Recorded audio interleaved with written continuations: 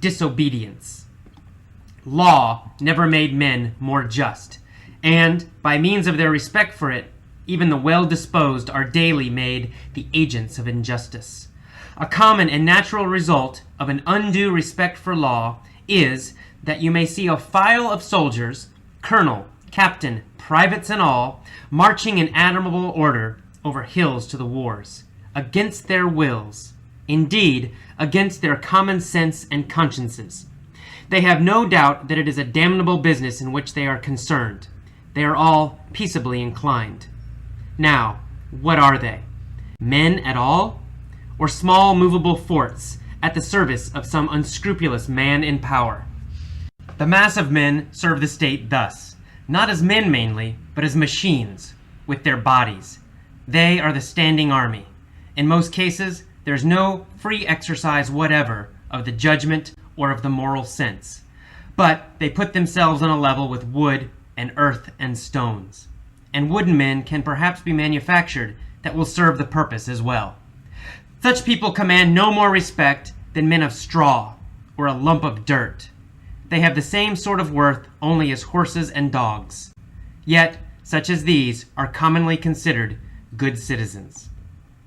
Henry David Thoreau, from Civil Disobedience.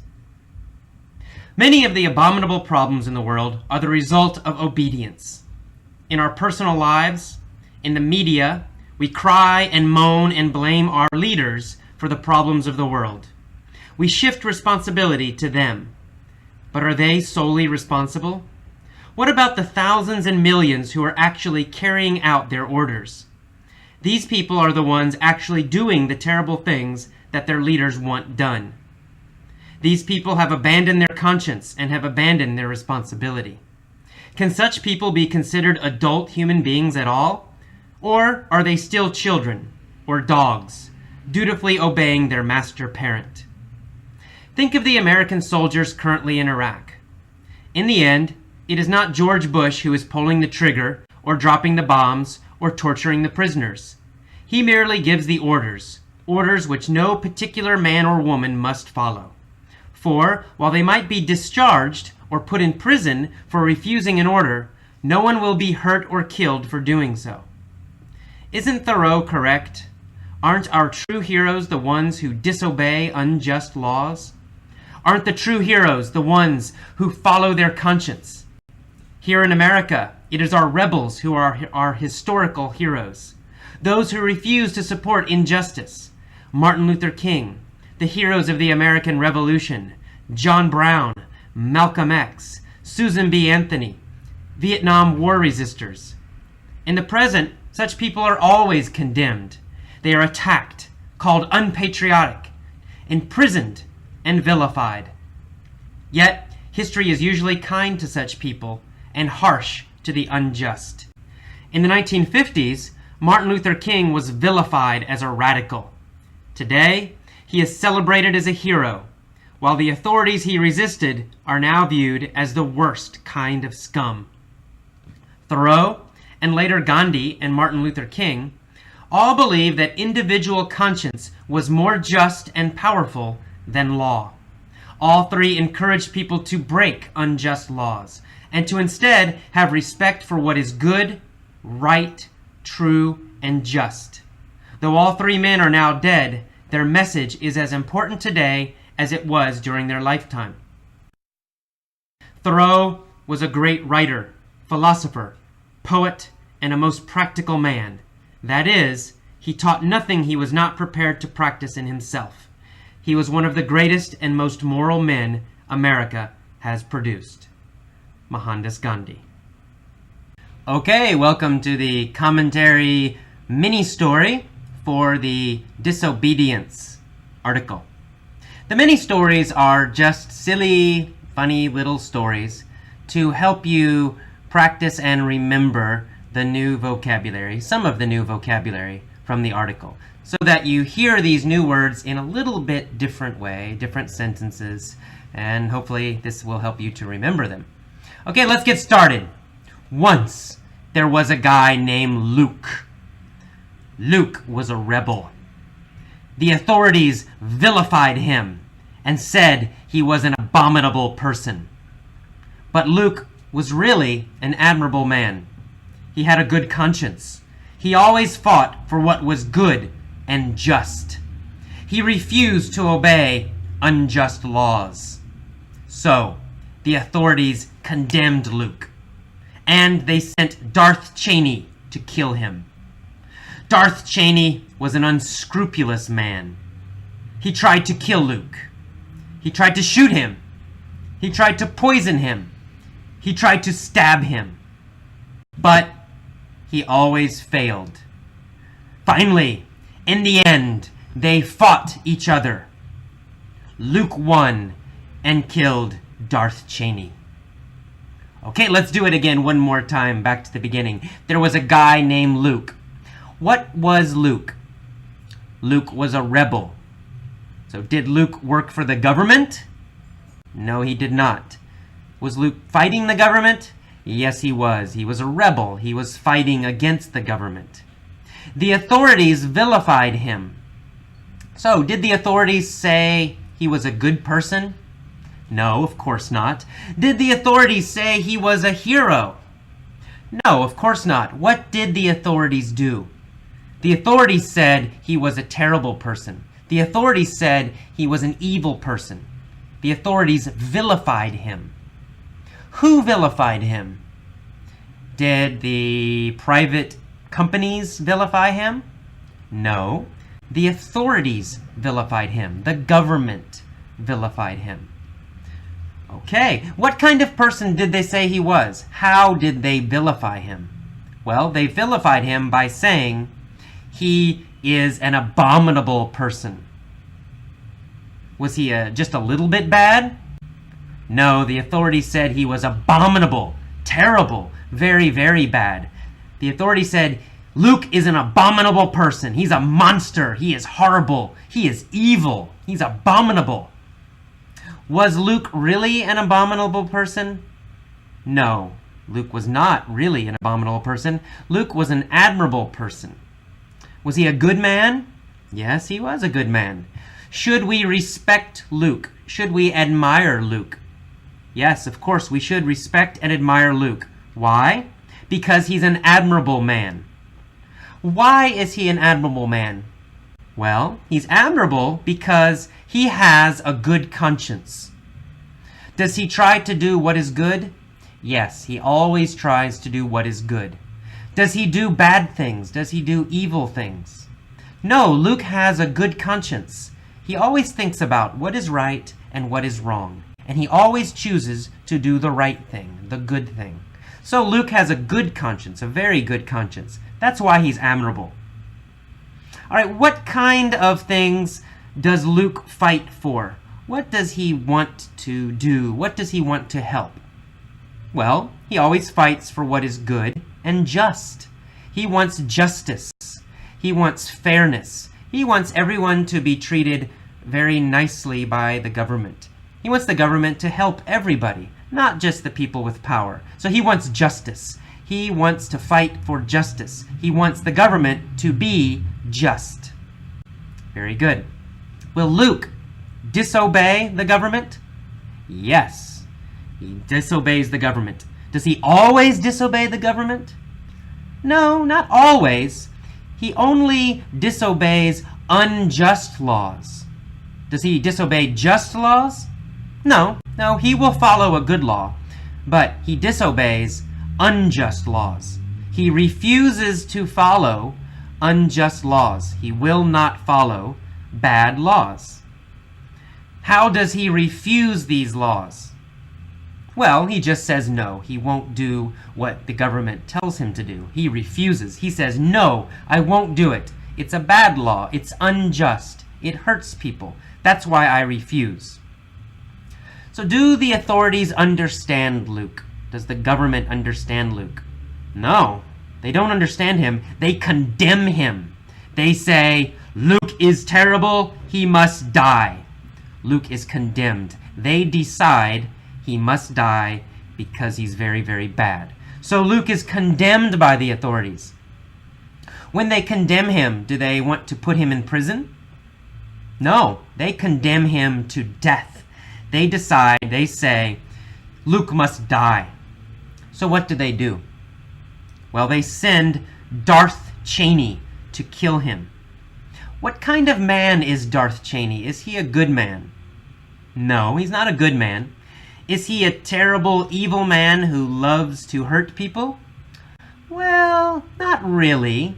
He's an unscrupulous man. That means he doesn't care about good. He doesn't care about evil. He doesn't care about either one. He only cares about power. He only cares about himself.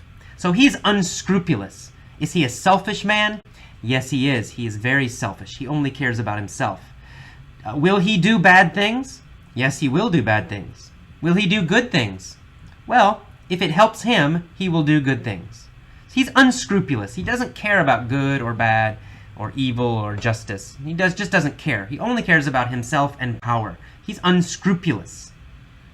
So he's unscrupulous. It means he doesn't follow the rules and he doesn't care about good or bad. He tries to kill Luke. He tries to shoot him with a gun. He tries to poison him, right? Give him poison and so Luke will drink it and die. And he tries to stab him with a knife. Tries, right? Poke him, stab him with a knife. But he's never successful. In the end, what happens? Well, in the end, Luke fights against Darth Cheney, and Luke wins. Is this good? Yes, it's good because Luke is an admirable man. He's a very good man. We admire Luke because he's a good man. He has a good conscience. He always thinks about what is right and what is wrong. What about Darth Cheney? Does he have a good conscience? No, of course not. He has no conscience at all. He is unscrupulous. He's totally unscrupulous. He has zero conscience. No conscience. All right, I'm going to tell the story one more time with not so many questions. All right, there was a guy named Luke. He was a rebel. He's a rebel because he fights against the government. The authorities vilified him and said he was an abominable man. The authorities? Who are the authorities? Well, the authorities are the government, the president, the army, the police. These people, the authorities, vilify Luke. They call him terrible names. They say he's evil. They say he's a villain, a bad guy. All right. What do they say? They say he's an abominable man, a terrible, horrible, evil man, right? So the action, what they're doing is vilifying him, and they're describing him as an abominable man. That's how they vilify him. Is Luke really an abominable man? Of course not. Luke is a very admirable man, a very good man. We admire him. We respect him. He's admirable because he has a good conscience, a very strong, good conscience. Always thinking if something is right or if something is wrong. Always trying to do the good thing, the right thing. He always wants to be just. It means he always wants to be fair. He always wants to help people. That's why he's a just person. He wants justice. But Luke has a problem with the government because he refuses to obey unjust laws. He says no. He says, I will not do something bad. I will not obey. I will not follow the bad laws. Unjust laws, the bad laws that hurt people. He says, no, I refuse to follow those laws. I refuse to obey. Because he refused to obey, the government was angry. The authorities were very angry. They condemned him. They said, we think he is a bad, terrible person. We decide Luke is evil. Luke is bad. He must die. They condemn Luke. They condemn Luke to die. They send Darth Cheney to kill him. Is Darth Cheney the same as Luke? No. He has no conscience. He doesn't care about right, doesn't care about wrong. He cares about nothing, only power and himself. He's an unscrupulous man. Darth Cheney is totally unscrupulous. He does not care about anything or anyone other than himself. He doesn't care about rules. So he tries to poison Luke. He tries to shoot him with a gun in the back. He tries to stab him with a knife in the back. He's unscrupulous. But none of this works.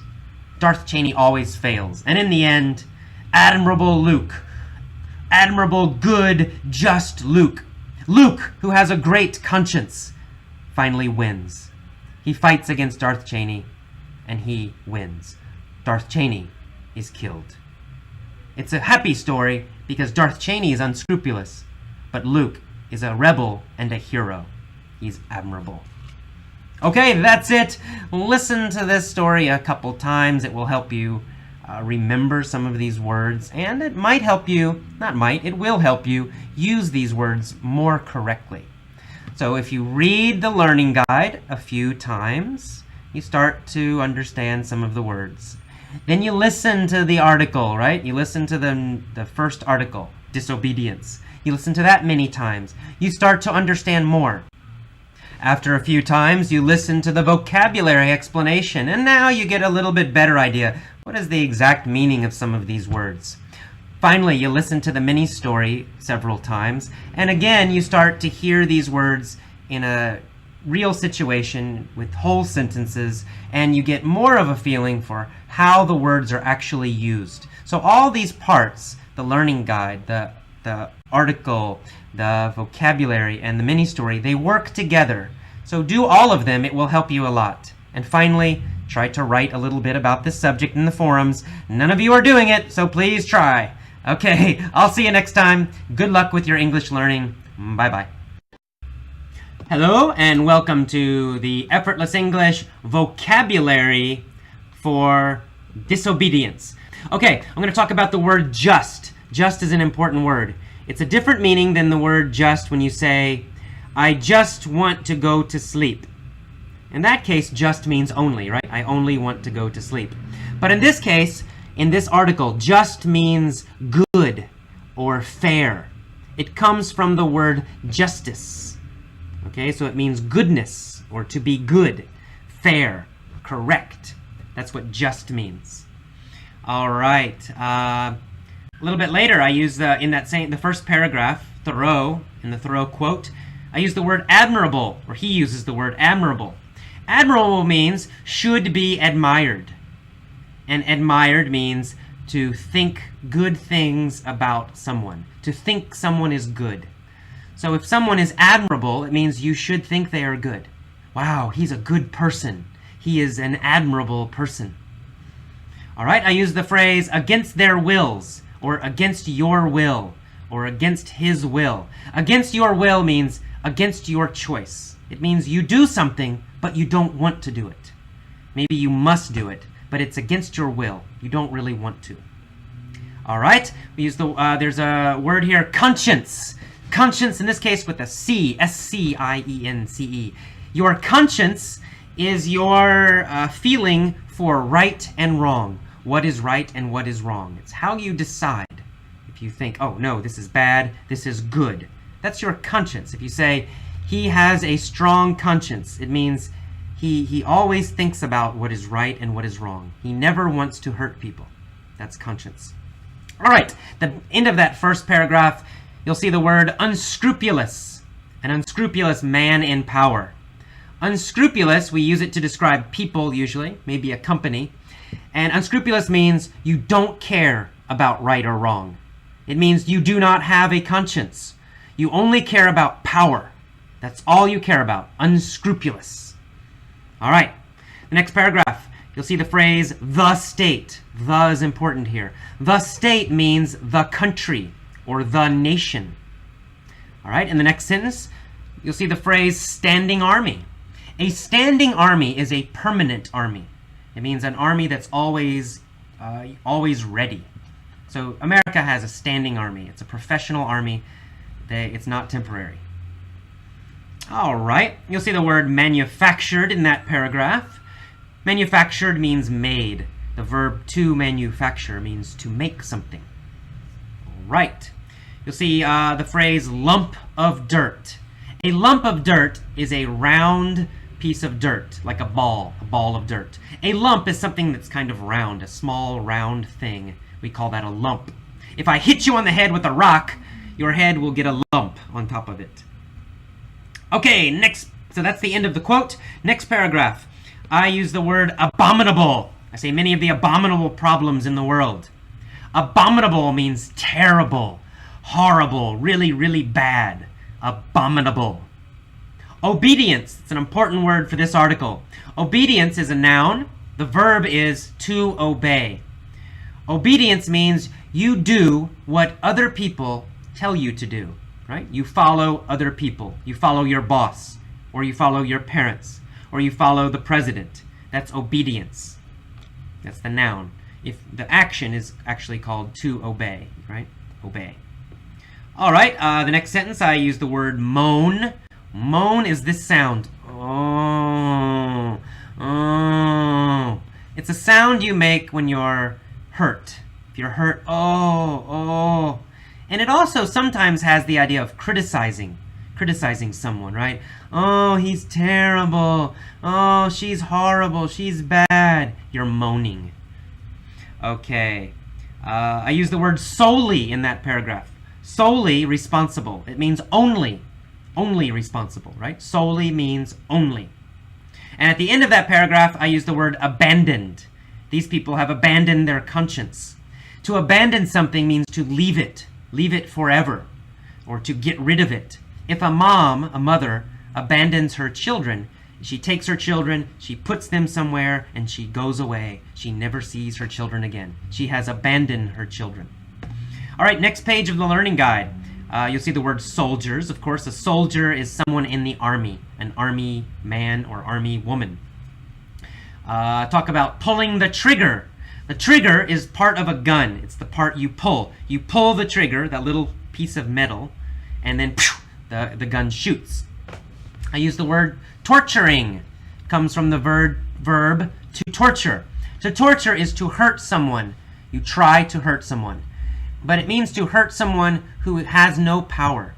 They're helpless, maybe a prisoner or a child or something. So you hurt them, you hit them, you beat them, you do terrible things to them. That's called torture. It's a noun or a verb. All right, and then at the end of that part, at the end of that paragraph, I use the verb to refuse an order. To refuse something means to say no. Someone asks you to do something, or tells you to do something, but you say, no, I won't do it. That means you're refusing, right? I refuse. I will not do it. So refuse is a little bit like a word in the next paragraph, which is disobey. Disobey, it has a similar meaning, a close meaning. It means, disobey means not obey. Do not do what someone tells you to do. You do not follow orders. And you'll see the word unjust. Unjust is the opposite of just. So unjust means bad. An unjust law is a bad law. It's a law that hurts people. So Thoreau and Gandhi and Martin Luther King, they all said, disobey unjust laws. Do not follow bad laws. Okay, and these people were rebels. You'll see in the same paragraph the word rebels. A rebel is a person who fights the government. They go against the government. Martin Luther King was a rebel. Gandhi was a rebel. Many famous people were rebels. They fought against a government at some time. All right, at the end of that same paragraph, you see the phrase Vietnam War resistors. A resistor is a person who resists. Okay, of course. And to resist, the verb means, it's a little bit like refuse, but it has the idea of going against something, fighting against something, or trying to stop something. So a Vietnam War resistor is a person who tried to stop the Vietnam War. An Iraq War resistor is someone who is trying to stop the Iraq War. Next paragraph. I say that these people, Martin Luther King, Gandhi, Thoreau, they are always condemned in the present, means during their life. People condemn them. To condemn means to criticize, to say very bad things about someone, to blame them, to say they are wrong, right? So when Gandhi was alive, many British people, especially the government, they said, he's bad, Gandhi's terrible. The same thing, Martin Luther King. Many people in the 1950s, they said, Martin Luther King is a bad guy, he's terrible. All right. And I say they are vilified. These people are vilified. To vilify someone is to describe them as being evil. You say they are evil, terrible people. That's vilify. So Martin Luther King was vilified during his life. Gandhi was vilified by some people. throw also. All right. I say during the 1950s, Martin Luther King was vilified as a radical. A radical is someone who wants very big changes. They want to change a lot of things, especially the government. Now it has a little bit of a negative meaning, and it has the idea of someone who might be violent. Of course, Martin Luther King was not violent, and so, was he a radical? I don't know. He did want big changes, but he was not violent.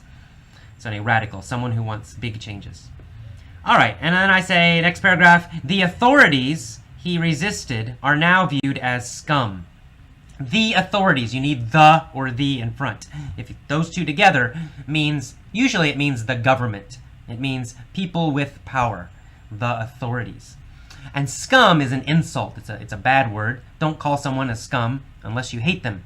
A scum is a low-class person, a really bad person. Maybe a criminal, maybe someone with no education who's very terrible, bad person. Scum.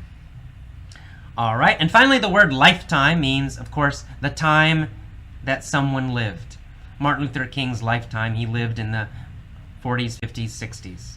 Gandhi lived, late 1800s, 1900s, through World War II, etc. Thoreau lived in, 1840s, 1850s, etc. Okay, that's it for today's vocabulary. I went fast today, so if you don't understand the first time, listen again. That's the magic of MP3s. You can listen many, many times. Repeat this many times.